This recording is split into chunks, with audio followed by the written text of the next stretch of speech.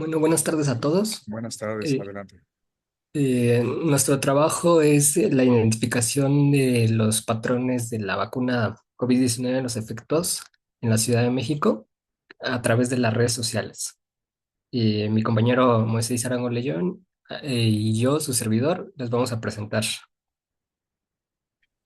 Ok, buenas tardes a todos. Comenzando con la introducción, pues como sabemos, la pandemia referente al COVID-19 causó muchos desafíos de forma global y pues sin precedentes. Los primeros casos que fueron reportados aquí o mundialmente fueron a principios del 2020. A medida de que el virus se iba propagando, los gobiernos fueron implementando distintos confinamientos pues para frenar esta transmisión del virus. Pero ¿qué sucede con esto? Con esto, las farmacéuticas crearon rápidamente distintas vacunas. Para finales de 2020, países, en ellos incluido México, comenzaron distintas campañas de vacunación. Sin embargo, la mayoría de las personas experimentaron distintos efectos secundarios, ya sean algunos comunes, como dolor de cabeza o dolor de brazo, e incluso algunos reportaron reacciones más graves o extrañas que no eran muy comunes. Para esto, las redes sociales se convirtieron en un canal muy importante y significativo para expresar estas experiencias, y nosotros utilizamos particularmente la plataforma de Twitter, ahora llamada X. En esta presentación, pues les vamos a indicar el proceso que nosotros llevamos a cabo, de la parte de la extracción, la limpieza y qué análisis tuvimos con cada uno de los datos que nosotros obtuvimos para obtener información sobre la opinión pública y sobre todo las tendencias geográficas relacionadas con los efectos secundarios provocados por la aplicación de la vacuna COVID-19. Siguiente, por favor. Bueno, nuestra metodología para este proyecto fue la extracción de tweets. Posteriormente se hizo la limpieza y se hizo su representación vectorial de las narrativas de los textos mediante word endings para posteriormente hacer una clusterización y hacer un análisis mediante un modelo de tópicos y de cubo de datos para finalmente obtener una visualización. El primer paso que nosotros tomamos dentro de la metodología fue la extracción de los tweets. Para esto utilizamos la librería de SNScrape. Con esto pudimos recolectar tweets relevantes dentro del área de la Ciudad de México. Esto lo hicimos a partir del 24 de diciembre del año 2020 hasta el 25 de septiembre del año 2022. Con esta extracción, cabe destacar que se realizó en forma de oleadas. ¿A qué me refiero con esto?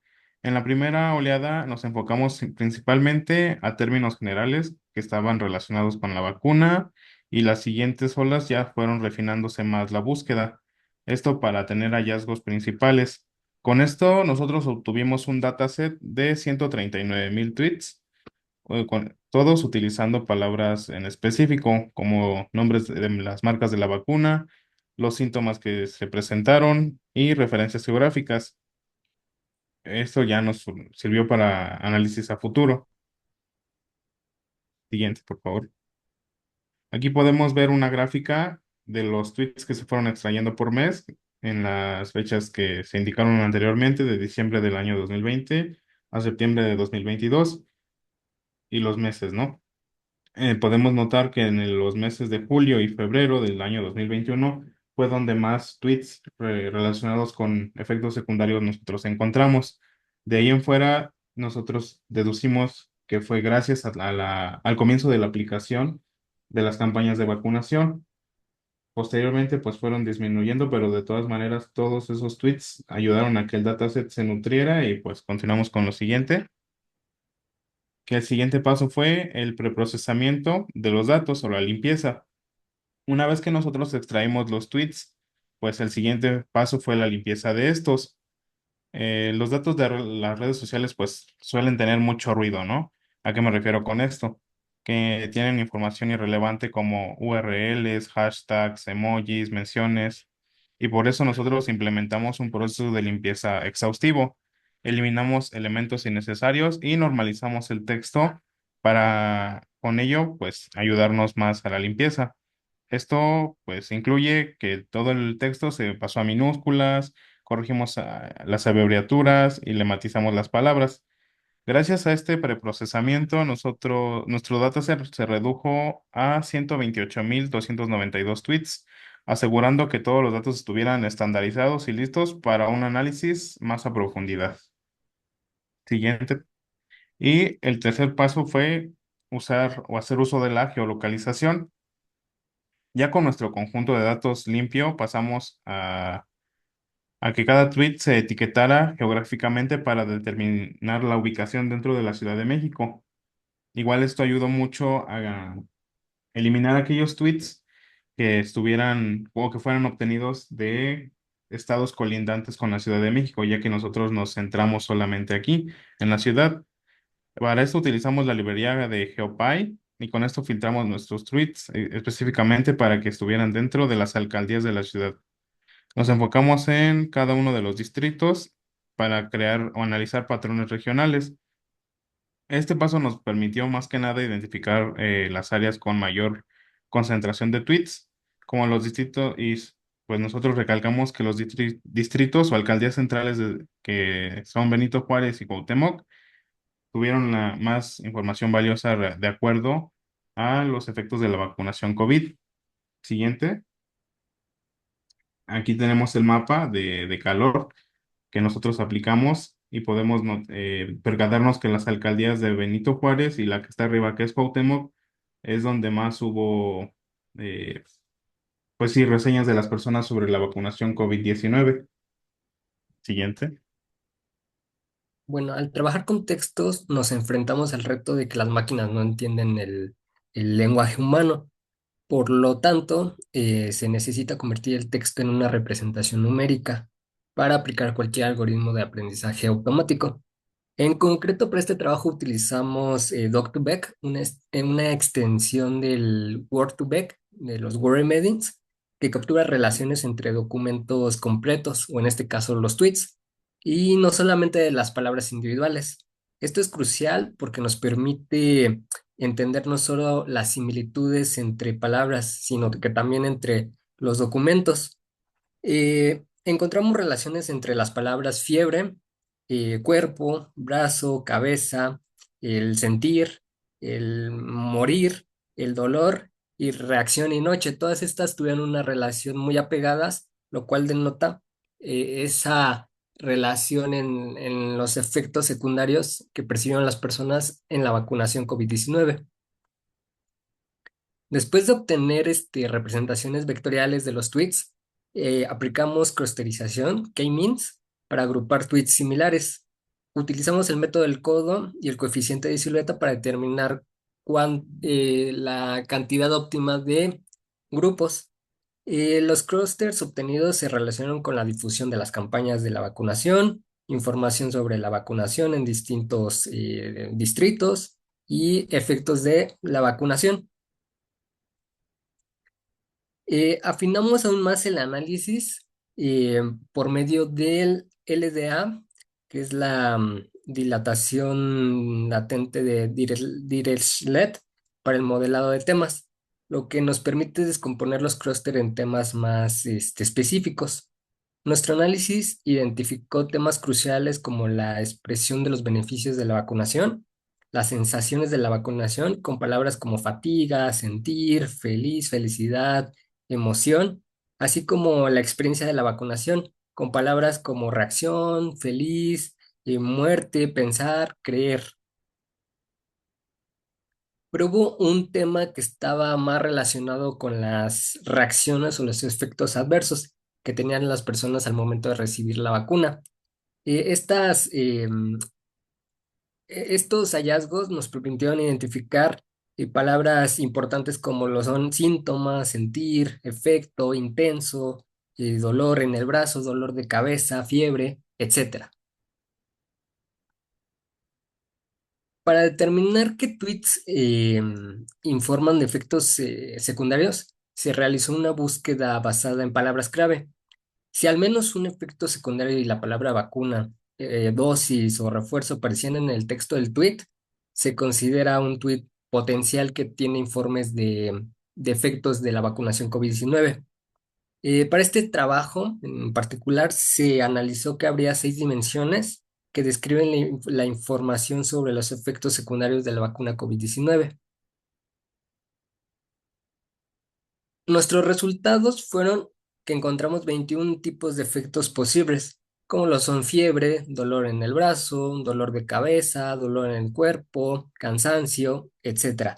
Y curiosamente también identificamos efectos secundarios menos comunes, como náuseas, incluso cambios en los ciclos menstruales, en el caso en particular de las mujeres. En total se obtuvieron 606 tweets que comentan los posibles efectos que tuvieron las personas al momento de recibir la vacuna. Los hallazgos especialmente fueron durante el mes de julio del 2021, cuando los efectos tuvieron mayor frecuencia y se puede observar que en ese tiempo hubo más narrativas o menciones a el dolor de cabeza, el dolor de brazo y la fiebre. También durante ese tiempo, las personas reportaron experimentar náuseas y, y en el caso particular de las mujeres, como ya lo había mencionado, sí, cambios en sus ciclos menstruales, que son específicamente en los cólicos, fue algo interesante que nosotros hallamos en todas estas narrativas que se tuvieron y se extrajeron de los tweets. Para asegurar la confiabilidad de nuestros hallazgos, cruzamos los síntomas identificados con vacunas específicas, notando que AstraZeneca y Sputnik fueron las más mencionadas con mayor frecuencia. Por ejemplo, los dolores de cabeza, de brazo, fueron predominantes en la vacuna AstraZeneca, mientras que Sputnik se asoció más con cansancio y dolores de cabeza.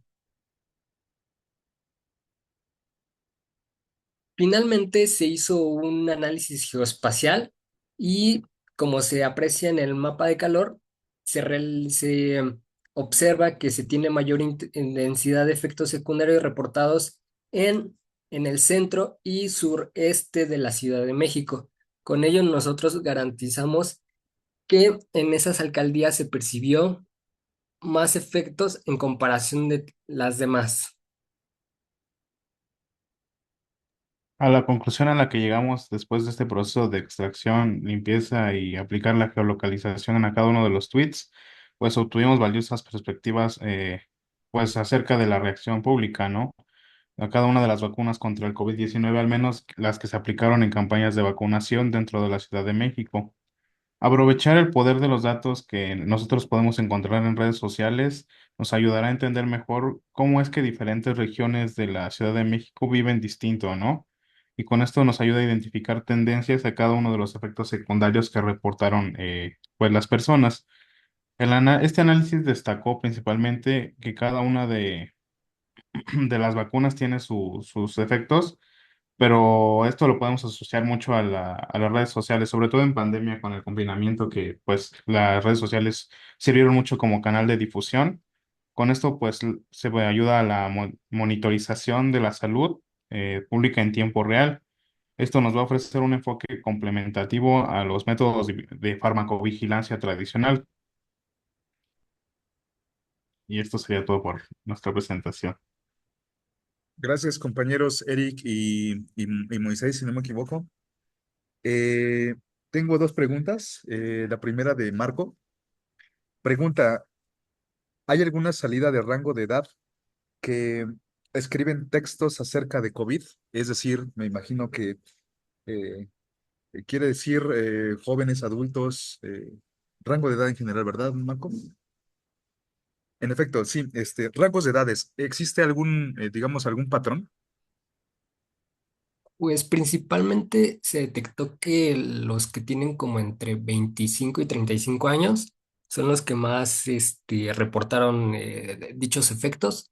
A lo mejor es debido porque son los que más utilizan Twitter como un medio de comunicación.